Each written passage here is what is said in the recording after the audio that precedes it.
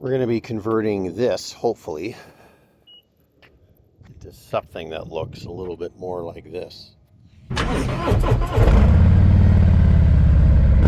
Anyways, got the bike here loaded up on the back of the Passport. It's a great carrier. This bike only weighs about 350 pounds maybe. Hey, well, we're going to do something different today. I'm actually on my way. I'm driving to something called AZ Euros, which is essentially they're an importer, or they take care of importing vehicles. As you know, I've been down here in Arizona riding my my Canadian licensed and plated Husqvarna 701. And I've been in the process for probably the last year of just trying to figure out what's everything I need to do to get the motorcycle imported here into the US so I can get it plated and insured and everything down here in the US. We're going to drop it off, fill out probably a bit more paperwork. We'll see. And then hopefully it should be ready to go in about 6 weeks, I guess. 6 weeks to 2 months, I think it takes. So what have I learned in this process? Well, it's really actually interesting. So there are a couple of ways of importing vehicles or motorcycles. And we tried the first one, which is to see if we could get this thing imported as just a pure off-road vehicle that wasn't meant to really sort of be on the road. Like if it was a pure motocross bike, then there was another avenue there. Of course, that was kind of the least expensive. That didn't work out. There's then another route, which is you essentially, it's like a tourist import. I think it's a lot of the snowbirds, I think, that do this, where they will kind of temporarily import the vehicle. When I say temporarily, it means that they get it licensed, they can get it, insured and everything in the US, but it can never change hands. Like the ownership of the vehicle always stays with that person. So they can never put it up for sale. No one else would be able to get it licensed or whatever. So it's like a special kind of import. Why people do this is it's, if they ever, because they're always going back to Canada, back and forth, it's probably a case of where sometimes maybe they're leaving the bike down here when they're back up in Canada, but they know eventually when they want to sell it, they'll just ship it back to Canada and sell it there. I tried to actually go that route. I thought that might work out. One of the requirements, though, is you have to get a letter from the manufacturer around the safety standards of what's, of what the standards it complies to. And when I tried to do that with Husqvarna KTM, it was pretty much just forget it. We don't provide those letters anymore. Whatever.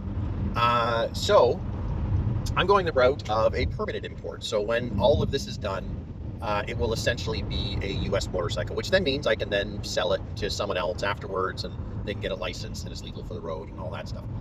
It's a little bit pricier, just because, and I don't know the total cost. I'm only working with estimates right now. But it is around, I think it's going to be around 1,500 US. It all depends if all of the safety standards are met from what my Canadian bike is to what a US bike is. And if there's no additional work that needs to be done to bring them up to those standards. I'm probably going to be coming in around 1,500. Now, I've sort of weighed everything, do I really want to do this? Should I just say forget it and just bring the bike back to Canada, sell it somewhere in Canada, and then come down and just buy something down here? I thought about it, but like a lot of you, if you've been riding for a while, chances are your bike is not stock. If you're riding it off-road, you've invested in, equipment, you've invested in probably upgrades, whatnot, and you just won't get that money back when you sell it. The bike is a great bike, so, I think I'd kind of like to keep it that way. So here's where I am. These guys, you can't actually see the name of their company, but they're EuroAZ. Oh man, this is too fun. So we just dropped off the bike. Should be getting probably a call or an email from my guy there to just let me know if everything's in order. So when I first brought it down, we then discovered that there was an outstanding recall on it. Had to bring the bike back to a dealership. And this is a shout out actually to Jay at Screwy Louie's. She was phenomenal in all this. She went above and beyond. She didn't have to do all this. Even though I go there for my regular maintenance, it's not like I bought the bike there. I bought the bike in Canada. So she was great. Pulled up everything, verified the recall, verified the tires were different tires, the TKC 80s, all that stuff. Wonderful. As far as I could tell, because people ask, why is there so much involved in trying to just import a bike? It's from Canada. The only thing that should be different is, kilometers into miles. And from what I can tell is that it's Like imagine you are you're importing a motorcycle from Europe, let's say, and you need to, it's coming in on a boat. Well, when that boat arrives at the port, they'll then take whatever, that crate is, they'll take it off, they'll put it into kind of like a quarantine, right? So that they can then get the proper officials and stuff can go and inspect the bike or inspect the vehicle. It takes time to do this, takes time to get the paperwork. And then once it's done, well, then you can go to the port and then you can pick up your motorcycle. So I think they almost recreate, it's almost like recreating the port of entry in the middle of the desert in Phoenix here. I think that's what it is, because they have like a whole area where the vehicles get quarantined while they go through kind of like that process. And I think that's why it takes so long. Now, I could be way off, but that's my understanding of this whole process. Oh, good morning, everyone. Okay, here's a little update on what's going on with the import on the motorcycle. So this was the document that I received from AZ Euros. Got that done, then had to go and get an ADOT inspection. That's all done. And then this is what tricked me up a little bit. So that's my registration from Canada. So the last step is I've got to get this thing translated from French, because it's from Quebec and Canada, into English. There's a little puppy. And then I get to bring that back.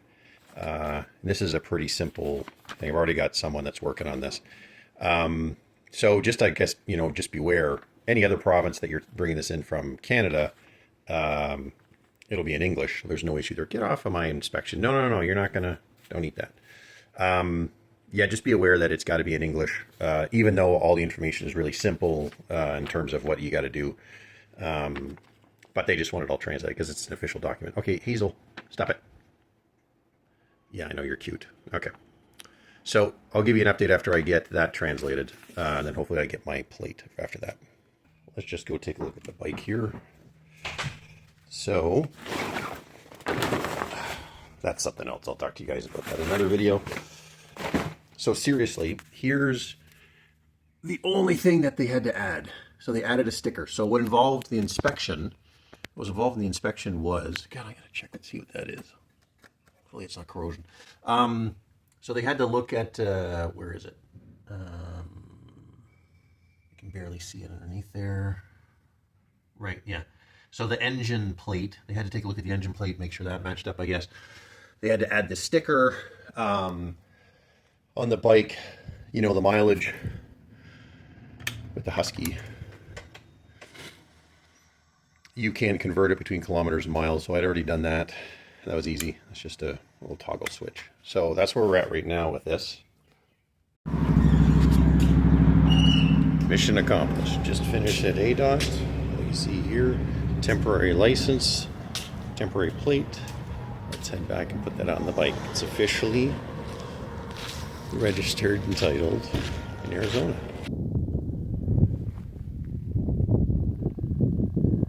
Well, there she is. This is on its maiden voyage in Arizona. You can see, got the plate on. Just stopped here, had a bit of lunch, just packing up now and leaving. I think way over there is going to be Lake Pleasant somewhere. So I'm just on the Castle Hot Springs Road. There's a couple of things I learned, which is that the process takes a little bit of time, but it's actually not 100% necessary. It depends on what you want to do. You get two options. I think I already explained it, which is you can do it's kind of like a tourist import, like a temporary import, where you're importing it, but you can't resell it. You're really keeping it just for yourself. And then there's a permanent one, which is what I ended up doing, which costs a bit more, takes longer. You can do it that way. What I did find out, though, is that a lot of people just do the temporary import because it costs, maybe a couple $100 to do it. And then they just don't worry about it when they're reselling it. People with motorcycles, when they're buying and selling motorcycles, it's kind of less, I guess, important to do it that way. I found that out afterwards. I think I feel better now that I did it all officially, and now it's permanently here, so that if I do want to trade it in at a dealership or sell it private sale, then no one's going to ask some weird questions about, what is this bike? So, over and out. Hopefully next time I'll be riding the bike on some kind of video. Talk to you. Bye.